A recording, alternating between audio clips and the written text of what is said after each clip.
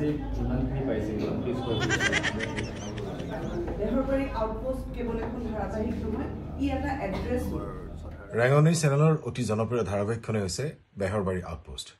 এই বেহৰবাৰী আউটপোষ্টৰ 29শ এপিসোড সম্পূৰ্ণ হৈছে মই ভাবো অসমীয়া ধাৰাবাহিকৰ ক্ষেত্ৰত এটা উল্লেখনীয় পদক্ষেপ বা ৰেকৰ্ড হ'ব বুলি ভাবো আৰু বিশেষকৈ মই ধন্যবাদ জনাইছো এই ধাৰাবাহিকখনৰ লগত জড়িত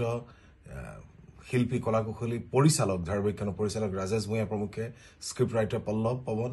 আৰু মনোজ আৰু সমূহ শিল্পী কলাকুশলীকে এই চেগতে আন্তৰিক শুভেচ্ছা জনাইছো বিশেষকৈ এই চিৰিয়েলখন সকলোৰে প্ৰিয় বিশেষকৈ ময়ো চাই মোৰ পৰিয়ালেও চাই মাজে মাজে এই এপিসোডবিলাকত মই ওলাও কিছু সাবজেক্ট লৈ পেলাই আৰু সঁচাই সকলো শিল্পী কলাকুশলী নতুন নতুন অভিনেতা অভিনেত্ৰীৰ সৃষ্টি হৈছে অনাগত দিনত আৰু ভাল ভাল অভিনেতা অভিনেত্ৰী টেকনিচিয়ান জন্ম দিব বুলি আশা থাকিল পুনৰ শুভেচ্ছা জনাইছো বেহৰবাৰী আউটপোষ্টৰ সমূহ শিল্পী কলাকুশলী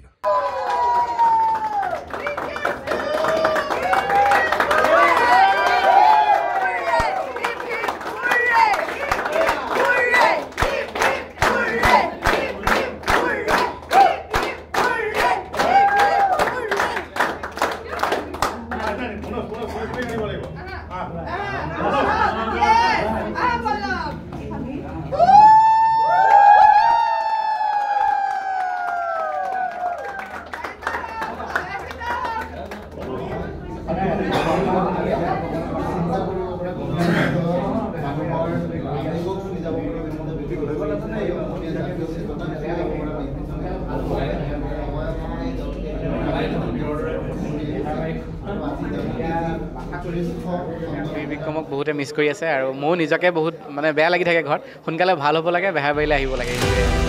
এটা আৱেগ যাৰ লগত জড়িত হ'ব পাৰিলোঁ ৰাইজৰ আশীৰ্বাদৰ বাবে ধন্যবাদ